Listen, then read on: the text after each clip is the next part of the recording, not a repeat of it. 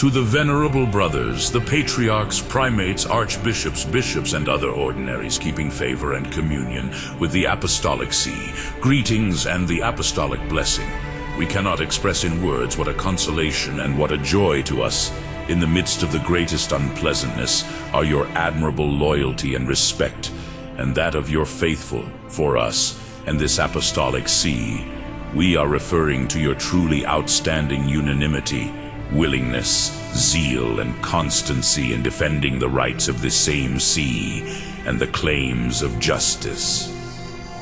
From our Encyclical of last June 18th, and then from our 2 allocutions in consistory, you learned of the evils oppressing civil and sacred affairs in Italy and the attempts against the legitimate princes of Italy and the holy and legitimate dominion which belongs to us and this Holy See. In compliance with our wishes, you immediately ordered public prayers in your dioceses. Afterwards, in kind letters sent to us and by pastoral letters of other religious and learned writings, you vehemently denounced the sacrilegious attacks made on the civil power of the Roman Church. And defending constantly this dominion, you proclaimed and taught that God gave the civil power to the Roman pontiff, so that he, never subject to any power, might exercise in full liberty and without any impediment the supreme task of the apostolic ministry, divinely committed to him by Christ our Lord. Moreover, our beloved sons of the Catholic Church, imbued with your teaching and aroused by your example, have striven valiantly and still strive to make the same sentiments known to us. For from every region of the whole Catholic world, we have received practically innumerable letters from ecclesiastics and laity alike of every dignity, rank, grade, and condition. These are signed by hundreds of thousands of Catholics, in which they declare their filial devotion toward us and this chair of Peter. They vehemently oppose the revolution and the attacks made in some of our provinces. They maintain that the patrimony of Blessed Peter ought to be preserved completely intact and inviolate and should be defended from all injury. Some of them have, in addition, asserted this wisely in suitable printed works. These outstanding expressions have so moved us that we could not forbear to gladly proclaim, "Blessed be God, the Father of our Lord Jesus Christ, the Father of mercy and the God of all consolation, who consoles us in all our tribulation." For nothing in the midst of the gravest straits in which we are oppressed could be more welcome and more pleasing than to behold your zeal and that of the faithful for the protection of the rights of this Holy See. And you yourselves can easily understand how strongly our paternal benevolence towards you and these Catholics grows deservingly by the day. Now, however, a new cause of sorrow has arisen from a different source, and so we write to you to make our sentiments well known. Recently, as many of you know, in a Paris newspaper called Le Moniteur, a letter of the Emperor of the French was published replying to our letter. In it, we ask that he, by his most powerful patronage in the Congress at Paris, defend the integral and inviolate nature of the temporal power belonging to us and the Holy See, and that he be willing to safeguard it from evil rebellion. In his letter, the great emperor, recalling his somewhat earlier proposal to us concerning rebellious provinces of our papal states, advises that we should of our own accord surrender the possession of these same provinces, since it seems to him to be the only way to amend the present disorder. You all know that we could not keep silence at the receipt of such a letter. Therefore, without delay, we responded to the same emperor, declaring freely and openly that we could in no way assent to his counsel.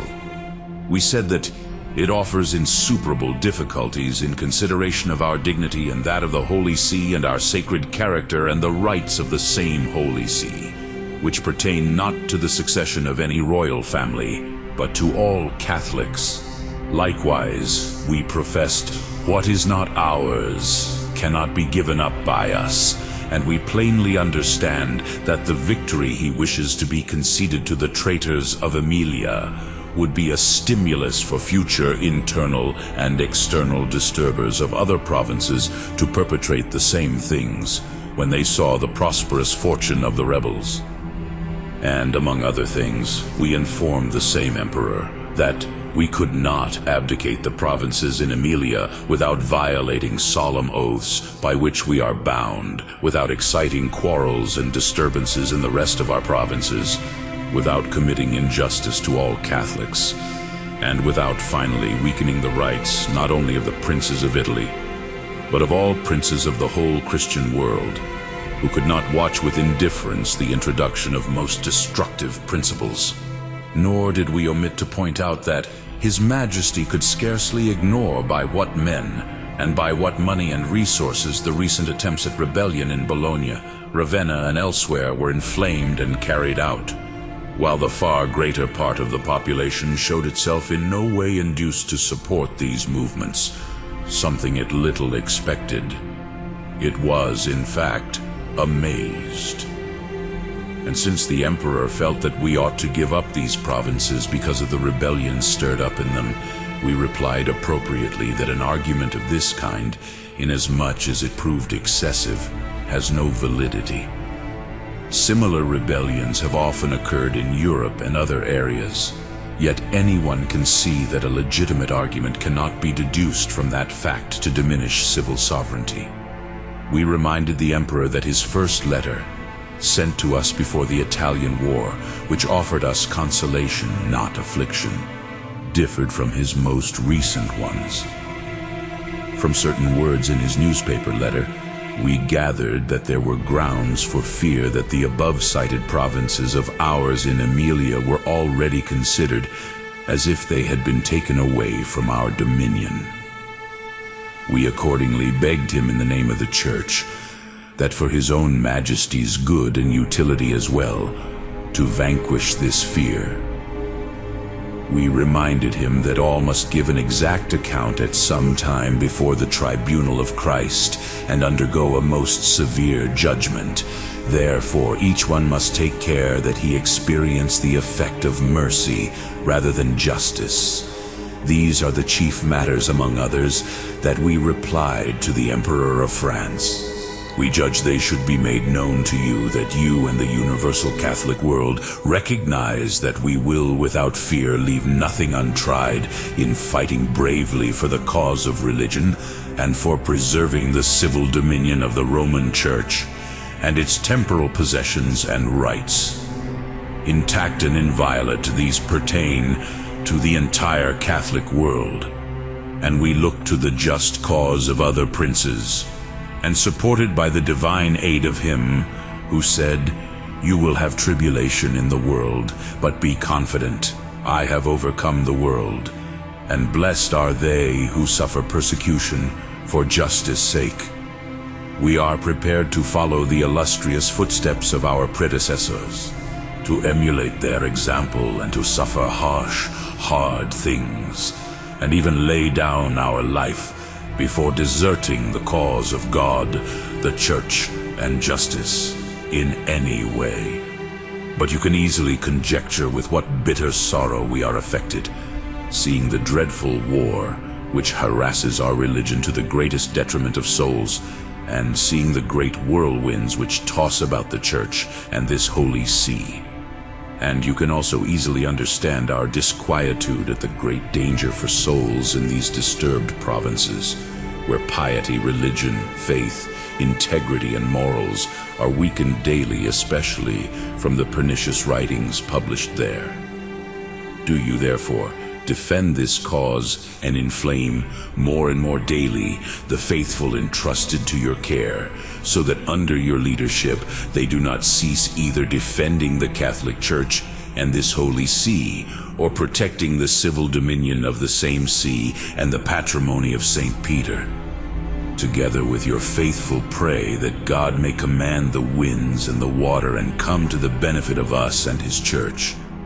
Pray also that he may enlighten enemies to bring them back to the paths of truth, justice and salvation. And so that God may incline his ear to our prayers and yours and those of all the faithful, we ask first the recommendation of the Virgin Mary, who is our most beloved Mother and most trustworthy hope and ever-present guardian of the Church. Nothing is more powerful with God than her patronage. We also implore the support of Peter, then of his co-apostle Paul, and of all the heavenly citizens who reign with Christ in heaven. We do not doubt that in the light of your outstanding religion and priestly zeal, you will obey these our prayers and petitions. Meanwhile, as a pledge of our burning charity toward you, from our deepest heart and with a wish for all, every true happiness, we lovingly impart our apostolic blessing to you yourselves, and all the clergy, and faithful laity committed to each of your vigilance. Given in Rome at St. Peter's, the 19th of January, 1860, in the 14th year of our pontificate.